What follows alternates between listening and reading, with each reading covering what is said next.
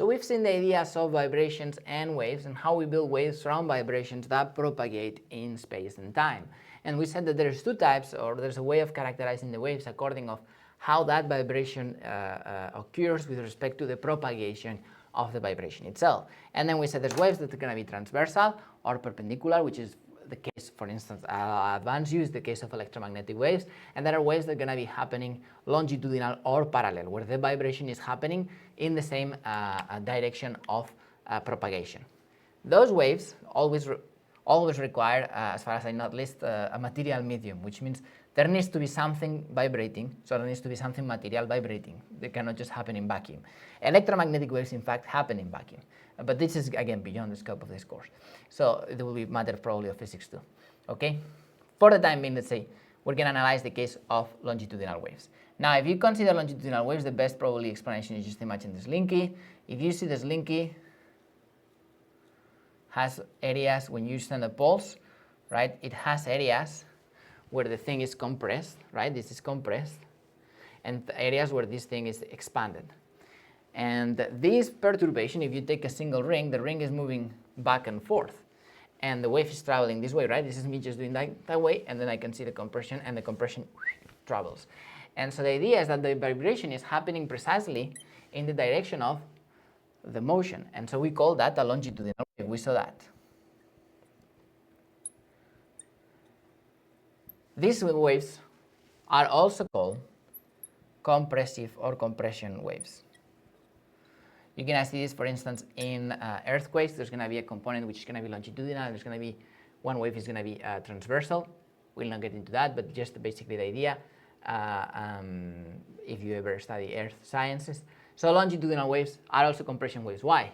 Because these waves happen by compressing, we say compressing, and rarefacting. And rarefacting is just the word, rarefaction is the word that says that it's expanding. So we're used to see waves like this, which is very nice, but this is transversal. We can also see these waves in this way, which are longitudinal waves. And so the compressions and the rarefactions are going to be happening precisely at these points, right? So this will be a peak, and this is going to be that, and this is going to be this, and this is going to be that, right? So there's an equivalence in here. How do we present that? Because it's going to be how compressed or how rarefacted. But now, instead of saying that this is simply psi, as we were saying in the amplitude, now we're going to be describing here is probably pressure. When is higher the pressure? Well, higher the pressure is wherever this thing is compressed, right? In this case, we could say that the maximum is occurring here. That's going to be that point in there. So that's that point. As the pressure drops and then increases, maximum again, and then it drops, and then increasing going on. So now we have a situation where the amplitude is, in this case, we're talking about the pressure at the point. It turns out that sound is precisely an example of this sort of waves.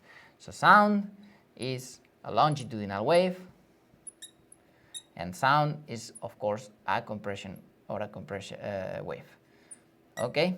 So important thing, sound is not transversal, it is compressive.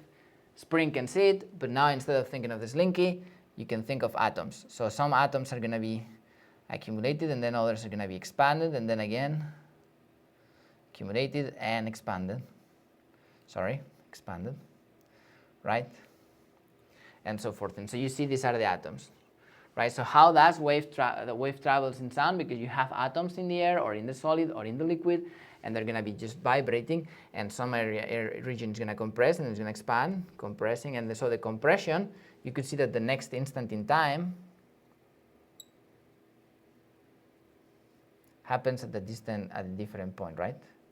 So wherever there was compression, now the compression is traveling. So you could think that you're going from here to there. So this compression is just traveling. This thing, so to speak, is traveling. The atoms, again, are not moving.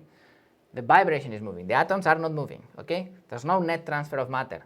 There is only transfer of energy. Okay, so this is the idea of sound. So important thing to say, sound is a longitudinal wave, and sound is a compressive wave. Because of the character of the wave, there is another way and another equation that might be interesting, which is defining the velocity of a compression wave, and that's going to be given by the square root of the bulk's modulus divided by the density. And this is mostly interesting for us from a conceptual point of view. Why? Because how is going to be when we compare the velocity of sound in a solid, liquid, and gas, we're going to have to see this, which is basically Bulk's modulus, or if you want, in the case of solids, this will be Young's modulus, for instance, which is just basically elasticity, so how elastic the thing is, and density, how dense. Why? Because at the end of the day, you need to compress them. So how far, how close they are to each other is going to be determining how fast they're capable of moving, right? And the other thing is going to be Bulk's modulus. So importantly, if you see the density of solids is higher than liquids, is higher than gases, right? So you would say, okay, then therefore velocity is inversely proportional to the density, and so solids are going to have lower velocities. And if you see, actually, it's the opposite case. Why is that? Because the density of the material is not the only component, the elasticity of the material is going to matter. And the Bulk's modulus for gases and air is going to be much, much lower. Gases several orders lower than liquids, several orders lower than solids. And so if you are comparing the different states of matter, sound waves travel faster in solids than they travel in liquids, and liquids travel faster, and they travel faster in liquids, they travel faster in gases. And that's precisely because of this. So for instance, you could potentially put your ear on the ground, and hear some horses before you hear them through the solid, before you hear them through the air coming to you, okay? This would be an idea. Once you are in the same state of matter, then of course it's going to be, if they are considered about the same elasticity, then maybe density plays the important role. But anyway, this is just to bear in mind. Why do we observe this inversely proportional to the density? Why is it so that the velocity in solids is higher than in gases? Well, that's actually related to this, because we're compressing and rarefacting, and so how much it's being deformed is going to be depending on this. Sometimes you see, if you remember from chapter 6, we said in the case of solids in particular, this doesn't really apply liquids and gases, but in the case of solids, we said there is compression, and there's also compressive stress and tensile stress, right? This will be tensile, and this will be compressive stress. And we also said this is elasticity with respect to change in size. We said there is elasticity with respect to the change in shape, and we call that shear.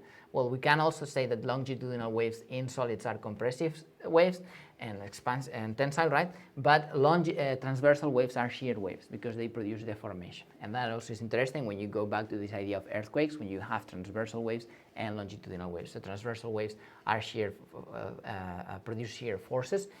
Longitudinal waves produce compressive and tensile forces. Anyway, this is the idea for sound. Let's see a couple of ideas that are also important in the context of sound. So we have just established that sound is a longitudinal wave or a compressive wave, and it requires a material. Why? Because if I remove every material from an environment, basically I create a vacuum, I would not hear anything. So the classical question, could you shout to a friend outside in outer space? No, you could, but you wouldn't hear anything because there's no noise in outer space, right? You wouldn't be able to say anything because you would probably boil or something. But if you could, right, there would be no noise. It's an important thing. There might be noise in space. For instance, if you knock on the walls of the International Space Station. So someone put in an ear on the wall of the International Space Station, would you hear something? But you wouldn't hear anything if someone was shouting or something, because there's, inside the aircraft, yes, or a spacecraft, yes, because there's oxygen, otherwise people wouldn't be able to survive inside, but outside, no. So that's just the idea anyways. We need a medium. Now, a couple of things in here are interesting. Sound is a wave, and a wave is a perturbation that propagates in space. All the previous discussion still applies to sound, so we have to bear those things in mind. But there's something in particular which is very important. How do you produce a wave? You need to have a perturbation. That perturbation or that disturbance is going to be carried on. So we need something to produce that. In the case, for instance, of sound, we can do that by hitting a membrane. In the case of a drum, right? We hit the drum and the drum goes up and down. And in this to generate that pressure wave, right? These are pressure waves, right? So we can think, for instance, in the case of a speaker just has sort of a membrane that is going to be deflecting up and this way, right? It's going to be vibrating. And by vibrating, it generates areas of higher compression and lower compression. And so the waves are going to be traveling. And of course, distance to distance is going to be wavelength.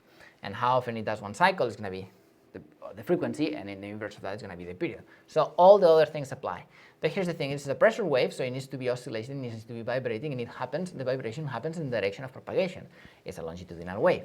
And then you need something here that receives that frequency and something that kind of resonates with that, because if it doesn't resonate, then it's invisible. So this also it's important because sound obviously comes from human ear, right? So this is, let's say, a human in here, and this is his ear. And he's going to be able to hear only if his tympanic membrane, the eardrum, it's resonating with the wave. Right? So this moves, the pressure waves come, and they make vibrate the eardrum, and then there's some biology in there involved. We're not going to get into that, right? Typically said that physics is all the way up to the eardrum. After that is my medicine, if you want, or anatomy or whatever, right? But we just, and the same with the eyes. Optics goes all the way to the eyes. Eyes towards the inside is not anymore a matter of physics, okay? So that's the boundary that we say. We're just concerned about the physical aspect of sound. There is a neurological aspect of sound, and it's certainly a psychological and cultural aspect to sound, the same there is a psychological and aspect to color, okay? And taste and any other thing, okay? Any of the senses anyways, right? But this is the physical aspect. So we are going to send a wave and the eardrum is going to work. And because the eardrum is also going to be limited in the range of frequencies it detects, it's going to be limited in two cases. It's going to be limited in terms of frequencies, and that's going to define what we call the range of hearing. And that goes from about 20 hertz to about 20,000 hertz, or 20 kilohertz. Any sound that it is above this, we call ultra sound. And everything that is below this, we call infra sound, right? From Latin, ultra and infra, below and above or beyond, okay? And everything in here, we're going to be able to hear. Also, as we get old, the range also reduces. So that's also interesting. There's also why there's some whistles to apparently to annoy children, but they wouldn't be heard by an adult, right? So as you get old, you lose hearing and you also lose range. This is from the point of view of frequencies. But there's also an interesting thing, which is there is a limit in terms of intensity. How much intensity can you detect? There is a minimum amount of intensity that you can detect, but before we go to that, let me just describe again that we have a point that it is vibrating, and that is perturbation is going to be traveling to the atoms, let's say, around. So if I go at a certain distance, this is translating, right? This is vibrating. Or if I go much farther away, now we're going to observe is that the same wave here affecting a single atom, now here maybe is going to be affecting 3 atoms. So the energy of this atom is not going to be the energy of these ones. 3 of these makes 1 in this particular drawing that we've made, right? Which means that if I calculate the energy or the power, which remember power is energy over time, if I calculate the power here and the power at this point, I'm going to have to calculate for that particular point, I need to divide by the area of that sphere. And typically no, the area of a sphere is 4 pi r squared. What that means is that what I can call intensity or loudness, sometimes we call, although there's some other aspects to loudness that we're not going to consider, is just going to be energy over time, which is the same as power, and then it's going to be inverse to 4 pi r squared. Why is this important? Because if you take a certain distance, the intensity here, we can call that I sub 0. Okay, if I go, and this is radius r, a distance 2r is going to have I sub 0 divided by 4, okay, because the radius is square. So I'm going to have a fourth of that. Going twice the distance reduces a fourth times the intensity. Important idea. Second idea, the human eye, ear, also has a limit in detection, and that we call the threshold of detection is nothing below 12 watts per square meters are registered by the human ear. Because of that, and because we can go from this to very high, to the point that there is damage actually happening on our ear, we see that this is a kind of an inconvenient way of working. Nobody wants to work with exponents of 10 to the minus 12. So we use a scale that we call decibel scale. And that's simply defined as a decibel, dB, it's equal to 10 times logarithm in base 10 of the intensity divided by I sub 0. In the case of a human, intensity I sub 0 is 10 to the minus 12. But you could make this comparison not necessarily always with respect to a human, but with respect to the same situation. So for instance, how much is the drop in intensity when you're using ear mufflers and they reduce 50% of the intensity? Well, the ratio is going to be 1/2. So you would calculate the logarithm of 1/2, which is going to be negative, and then times 10, that's going to give you the decibels that the ear mufflers can damp the noise. Because again, the idea is damping. Why? Because we want to reduce the amplitude. By reducing the amplitude of the wave, we're reducing the energy. Energy is proportional to the amplitude. So we reduce the energy, and so we reduce the intensity. And instead of working with absolute numbers of intensity, we work with this relative and logarithmic scale, which is decibels, to calculate those intensities. Let's see one last concept for sound, which is the idea of Doppler shift. One of the things that we can observe in sound, or one of the things we're going to be seeing, is that in sound there's many words that are used with different names. One of those, for instance, is frequency. In sound is typically called pitch, right? So you might find in textbooks or in different contexts, particularly in musical context, that people refer to the pitch, they don't really refer to the frequency of a sound. But it's basically the same idea. Then let's write again that remember that everything that we discussed for waves still applies for sound. So we know that the velocity of sound is going to be equal to the wavelength of the wave and times the frequency of that wave. Velocity of sound in air, we can take it to be 340 meters per second. And you will not be surprised when I told you the velocity is equal to also elasticity divided by the density. But if I say that I change the temperature of the air, of course I'm going to be changing the density, so the velocity is going to be changing. So it's no surprise for anyone that temperature affects the velocity of sound as well. But we're not going to be considering that in this foray, let's say, into sound, okay? But let's keep that in mind, that this is always the case. We're going to be taking sound to be almost always constant at that velocity because it's simpler to work. Now, one of the things that we can observe, what happens if I have a source, an emittive source, if the source is stationary, and I have an observer here, the observer is going to see that it detects one of the crests comes, down comes, or the equivalent in this case is pressure waves, right? So it's going to be one of the nodes and antinodes. We call this a node and antinode, the other way, excuse me.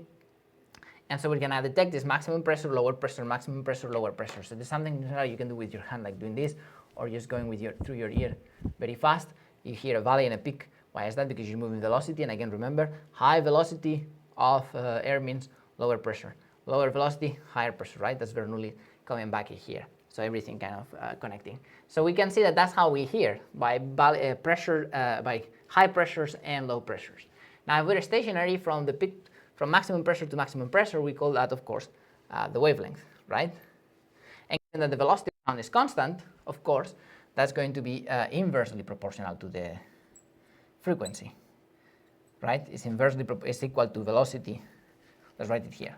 Lambda, it's equal to velocity divided by frequency, which we could just say directly, which is inversely proportional to the frequency, right? Well, it's important because if lambda is larger, frequency is smaller. If lambda is smaller, frequency is higher. And pitch is frequency, so higher tones have a shorter wavelength because higher tones means that this ratio is going to be, this is large, which means this is small. And the other way, a lower pitch, which is lower frequency, corresponds to higher wavelengths, okay? Important thing. Now what happens if this source, which is the source, and it's emitting a wave that it's traveling, the wave is traveling with the velocity of sound. What happens if either the observer or the source are moving with respect to each other? Of course, if they're moving together, well, in that case also it's going to be important. But anyways, we have a third reference to consider in this case, if you want to think it that way, which is the fact that the wave itself can travel at the velocity of the wave, and that's it. And that is determined by the medium, not by the source or by the observer. You cannot push the wave to go faster, so to speak. The wave always goes at the velocity of the wave itself, right, on the medium. What you could do, of course, is change that wave to something else. But the wave itself goes at the velocity of the wave, okay? And just depends on the medium. So whether I move or I'm the observer of the source, that's not going to change. What happens, however, and you might have experienced this, for instance, the police car is coming to you with the sirens, or an ambulance or a fire truck. As it's coming to you, the frequency is different as the car passes or as the car goes away. And that's this effect that we call Doppler effect. And the Doppler effect is the apparent change, or the Doppler shift sometimes, and it's the apparent change of, we could call it observed frequency, natural, which is the apparent change of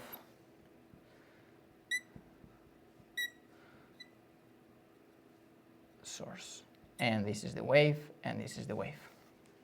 Okay, and you can call this f sub 0, you could call this f sub source.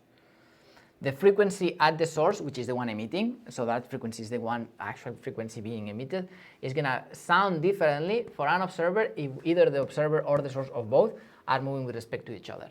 let's see the sign criteria here first. Why are we writing this?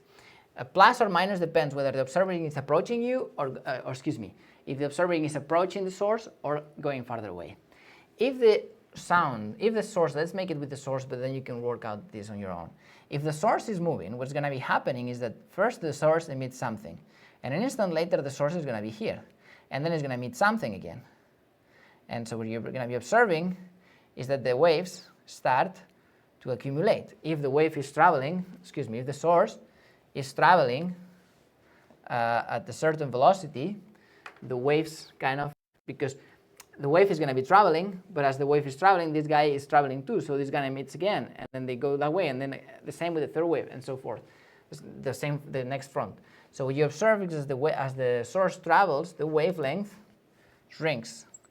The wavelength decreases. What happens if wavelength decreases? If this decreases, let's rewrite now in terms of frequency, maybe it's more convenient. Frequency is inversely proportional to wavelength. So if wavelength decreases, frequency increases. So what happens as you go closer to the source, which is this scenario? Or let's say, what happens if the source is traveling to you, wavelengths accumulate, so what's going to happen is the frequency needs to increase. How does it happen? Well, velocity of the source, this is positive, minus, positive, that's going to be reducing. If this reduces, ratio is going to increase. So this number times something larger than 1, this means that the frequency observed increases.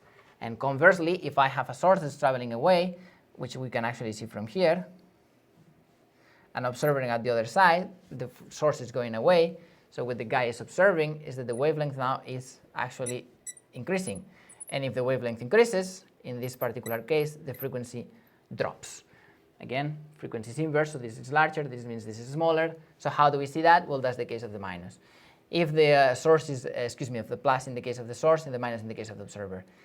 Now we add the velocity, so this denominator now is going to become larger. And becoming larger, that means it's going to be smaller, so this times this is going to be smaller than this, which means that this is smaller than the observed frequency is smaller than the source frequency. This is the idea for Doppler shift, which is the result precisely of this effect.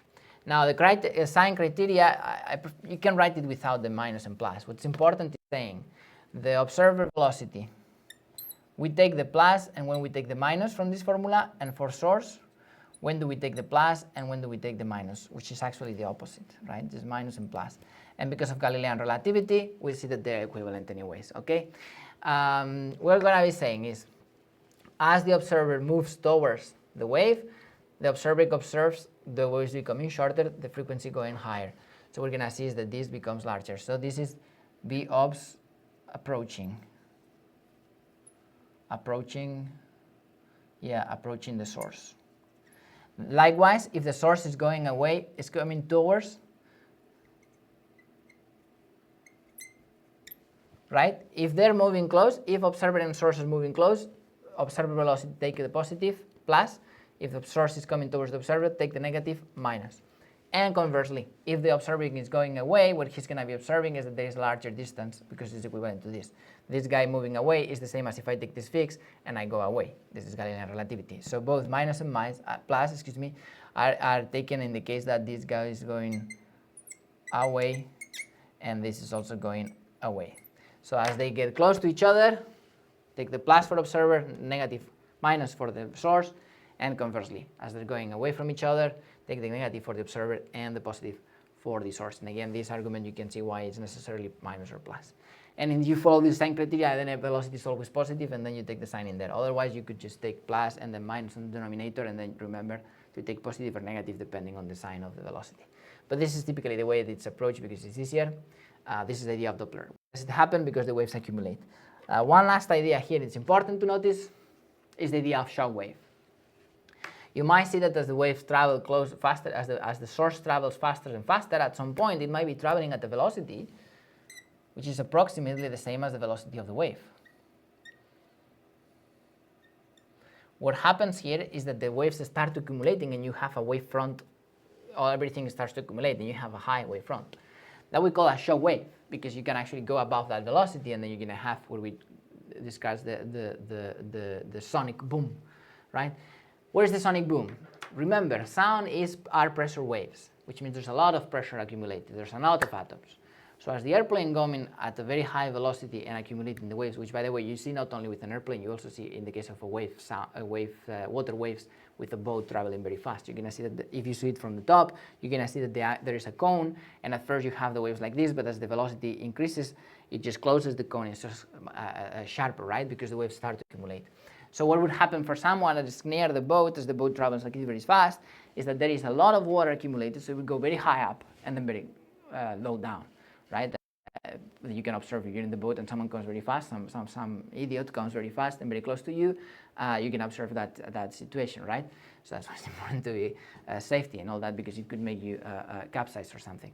So that's this idea. We have an accumulation of front waves, right? Whether it's water, whether it's atoms of air, and then a drop in that pressure, and that's exactly what you hear, because that's equivalent to an explosion. Right? An explosion is just a very sharp peak of pressure and then just going down. And the same thing happens in your ear. Just a lot of pressure coming as the airplane comes with their cone. That's the supersonic boom. Now, important thing, it is not a boom that the pilot is going to be experiencing. It's a boom that you experience yourself on the ground.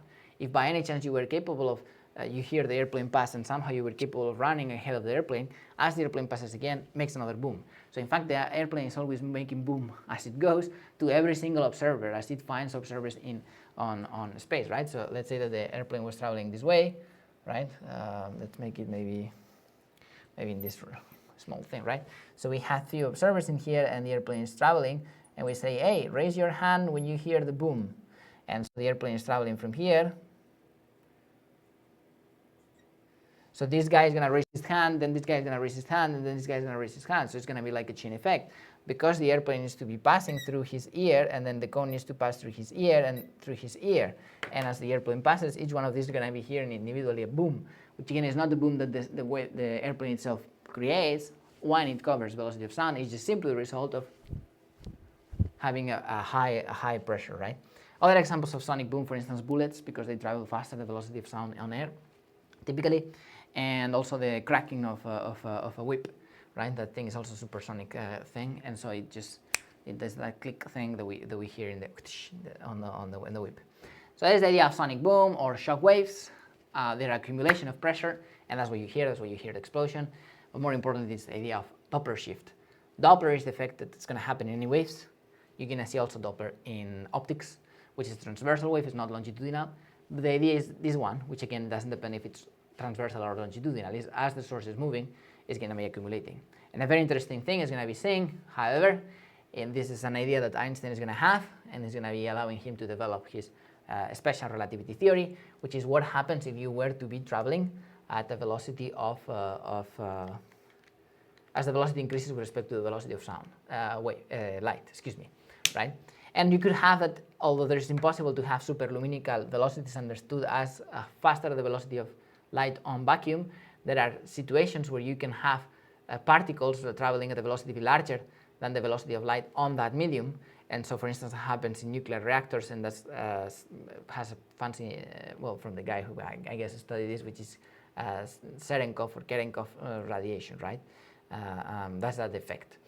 You can travel faster than the speed of the sound, and so we have shock waves. The same thing happen in light, but you need to have a medium, not in vacuum. That's impossible. Anyways, you'll see those things in physics too. The idea still applies. Let's see a few examples. Problem number 2 in discussion says the intensity of an earthquake wave passing through the Earth is measured to be, the intensity is measured to be 3 × 10⁶ joules per square meter per second.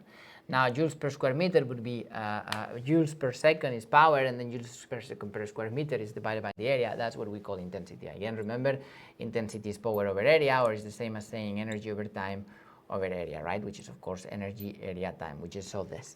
So the idea here is what is and this is at the distance, excuse me, at the distance 54 kilometers, okay? Which is 54 × 10⁻³ meters in international system. So this is the wave as we detect it, and the question is, what is the intensity when it passed a point only 1 kilometer away from, right? When it's 1 kilometer away. What is the intensity when it passed 1 kilometer, right?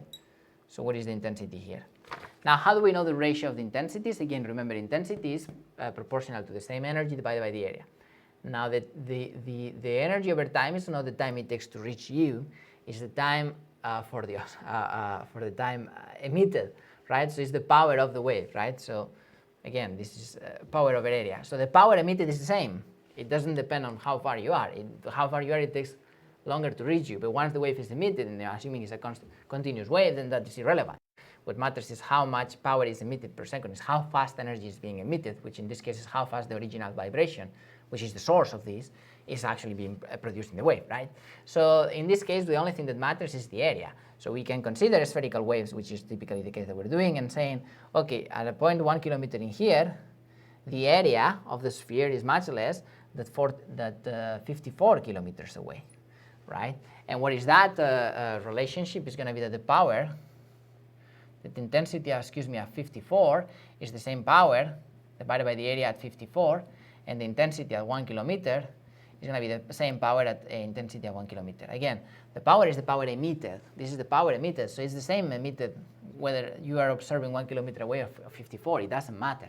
So this is what's equal. So I can then make the ratio of I54 divided by I 1 kilometer, and we can observe that that's the power emitted divided by A54 divided by power emitted, A1, and you can cancel and cancel and then find that this is the area 1 kilometer divided by the area 54. And because these are spherical waves, that's going to be pi r squared and pi r squared, which of course pi and pi cancels, so this is r of 1 kilometer divided by r 54.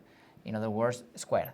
In other words, it's going to be 1 divided by 54 squared, and of course that's, so this is going to be 3.4 10 to the minus 4, right? And that's going to be the ratio of I54 divided by I1. But it turns out that we want to figure out what is the intensity in I1, so what I actually need to do is just solve for I1, and I'm going to find I54 divided by 3.4 10 to the minus 4, that's equal to I1, and I54, what's the intensity? We got it in here, is 3.6 watts, megawatts, or watts per meter squared, times 1 divided by 3.4 10 to the minus 4. If you make this, you find that this is about 8.7 10 to the plus, 9 watts per square meter. So important thing here, let's write it again, watts, which watts is joules per second, okay, meter square. Important thing here, the intensity going 54 times is 1,000 times smaller than it was in there. Thus you see that the orders of magnitude are going to be changing a lot. That's why it's interesting that instead of using these ratios of intensity, sometimes it's interesting to use decibels, as we will see in the next example. Last question of this problem actually is, what rate did energy pass through an area of 2 meters at 1 kilometer? Okay, 2 meters squared.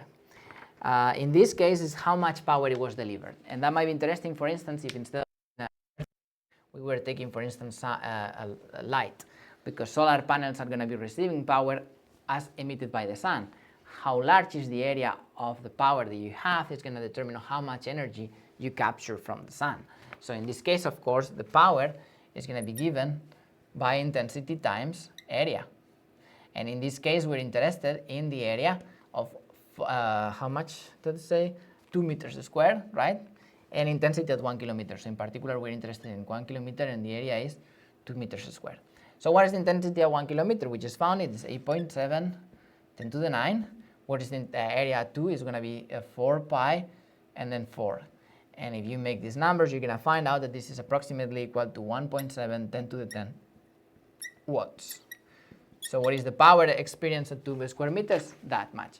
If instead of 2 square meters, you have 4 square meters, you wouldn't have twice as much power. You would actually receive 4-fold power, because it goes with the square of the radius.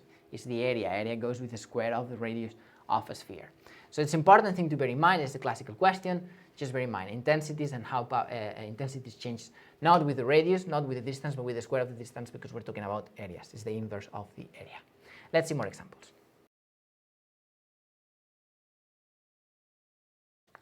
So problem number 3 in discussion is talking about the sound level measured 30 meters away from a jet is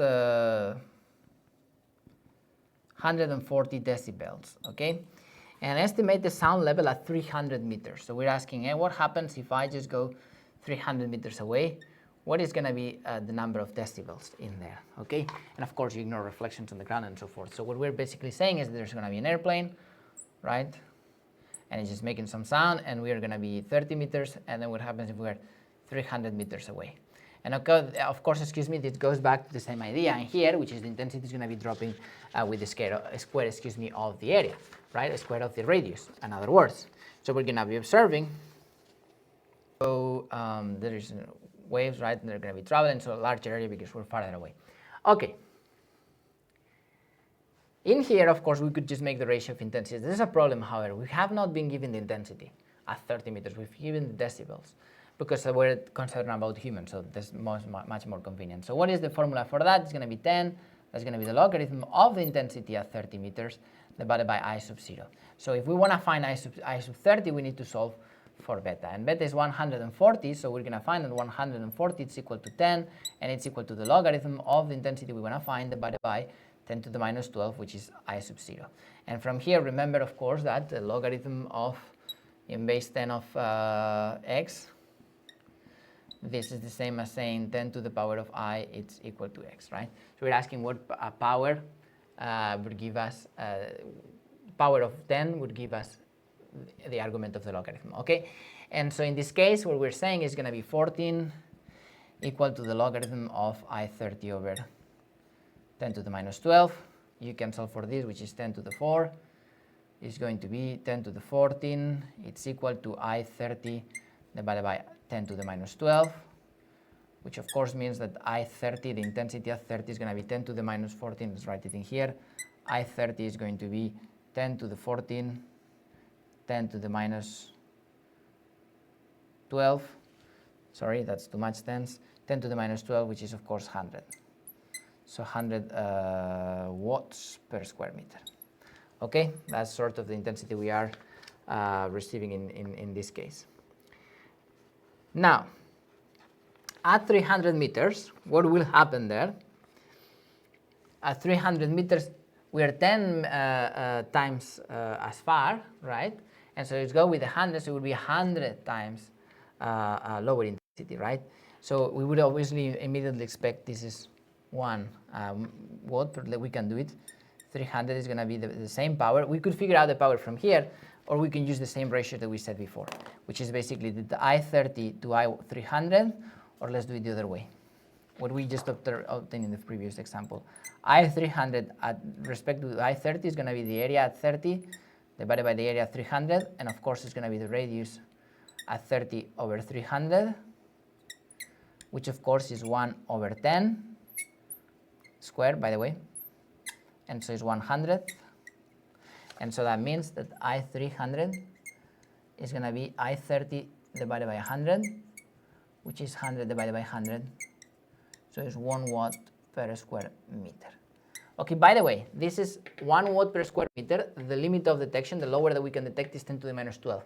So this is 12 times, which is a million of a million, right? This is 12 times. So this is a terawatt. Not a terawatt, but it's an equivalent of 1 tera with respect to unit, okay? So it's 10 to the 12 times more. That's why it's important to use decibels. So we can in fact use that to calculate what's the level of noise in that case. And so we've lost 100. Immediately we know the decibels every time this 10 decibels is 10 times multiplying. So we're multiplying 100, 100 is 2 times 10, 10 times 10. So we're losing 20 decibels. So we could just say it's 120.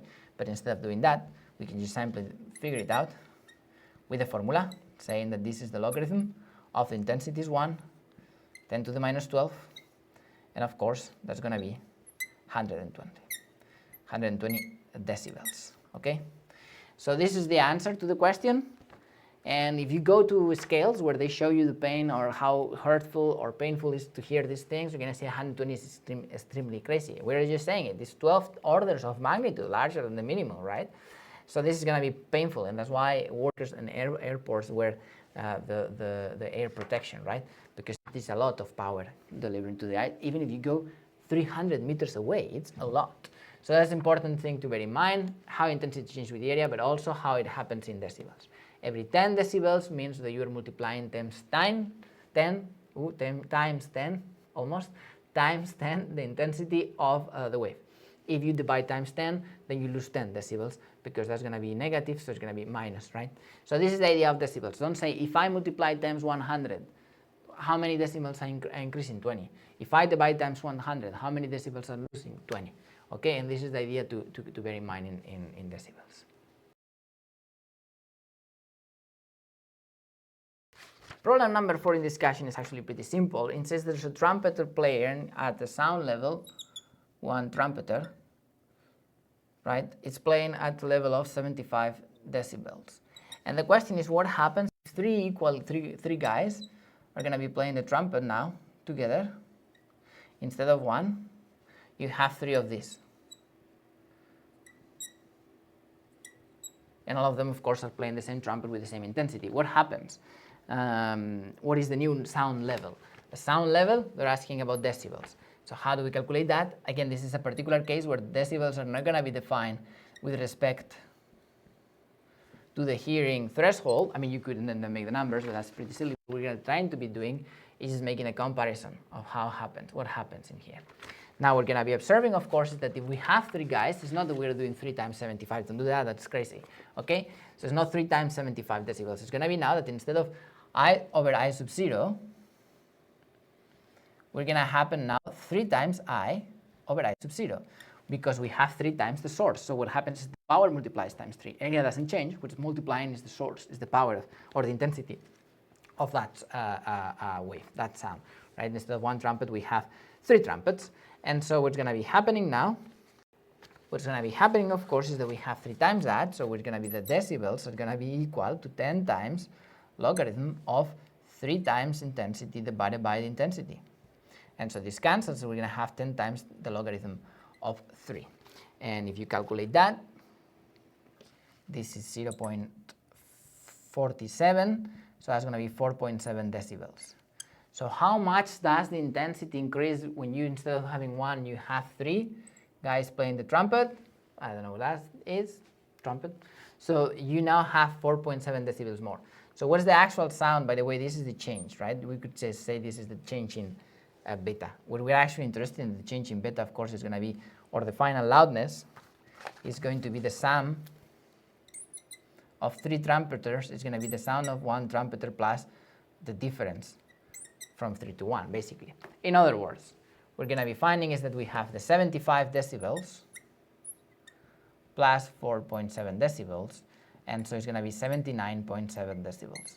So what's the loudness when you have 3 trumpeters instead of a single one? 79.7. And you see this is very nice, because then we are now allowed to add the decibels together. And this is telling us it's 3 times intensity. If you say 75 to 79, it doesn't change a lot. And this is a factor of 3 actually, which is the 4.7 that we found, right? So this is the idea. Typically we're using I sub 0 to mean threshold, but you can use decibels also to see how many decibels has it changed. 4.7 decibels. You don't need to hear here. You don't need to have here, let's say, human ears, the threshold. We could have used this definition to find where's the real intensity, multiply times 10, 3, and then come back in here, but it's a lot of effort. Changing decibels are allowed, which is calculated in there, and so we're going to find 4.7 decibels. Because there are more, we expect them to add together, and so the total decibel is 79.7.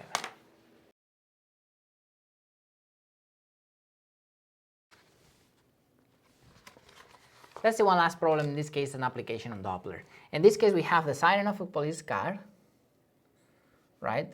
And there's a siren and it's just emitting some noise, and they're telling us that the frequency it's of the source, right, is 1600 Hertz. And the question is, what is the frequency that we observe if the car is moving at 25 meters per second, and in the case, anyways, but in this case the car is towards you. So again, remember the drawing that we made before. If the car is moving towards you, the wavefronts accumulate. Lambda decreases, frequency increases. I expect to find a frequency larger than this. We can mathematically see that, because the observed one is going to be the source one times 3/4 velocity of the wave. In this case, the observer is stationary, so this will go to 0. And then the wave, this is approaching me, so I'm going to take the minus, not the plus, and so it's going to be the velocity, it's 25 meters per second. Okay, this is the velocity of the source. So if I make the numbers, I'm going to observe the frequency, which is 1600, times the velocity of sound, 340, plus 0, divided by 340 minus 25. Okay, and so that's 1600 times 340 over 315. As you see, 314 over 315 is going to be smaller than 1, which means, of course, that the velocity is going to be, that the ratio is going to be larger than 1, so this times larger than 1 is going to give us a larger number. In fact, it's going to give us something approximately equal to 1730 hertz. So as the cat is coming towards me, I hear like, as the pitch increases, the frequency increases, okay? That's a higher note. Okay, what happens if instead of that, the guy is going away? At that case, then I'm going to take, it's away from me, okay? If it's away, I'm going to take, for the object, I would take, for the source, excuse me, I'm going to have to take the positive sign. So what's going to happen again is moving away from me, so the accumulation happens in the other way, which means that the waves, right, this is me, the waves increase the wavelength. If the wavelength increases, frequency decreases, same formula, right, the same formula. Now we're going to have that the frequency observed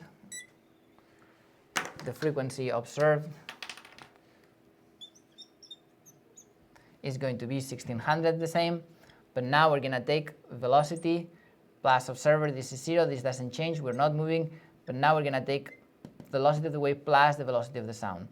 And if we use these numbers, we're going to observe that this is velocity observed is 1600 times 340 plus 0, 340 plus 25, which is of course 1600 times 340 divided by 365. This number is smaller than 1, so the total is going to be smaller. And in fact, we can just find that the velocity of the frequency observed is 1419 hertz. So what we observe as the car is emitting 1600 as it's approaching us, and as it goes away, right? That's the idea of Doppler effect. So as the effect that you hear when your car was coming and going away, that is Doppler effect. If you have more difficult situations, typically just go step by step, considering I'm emitting and I'm moving, so realize which one is moving with respect to what, and put those numbers and select the signs correct. With this, we finish this chapter on sound and all the problems for Physics 2053 this semester.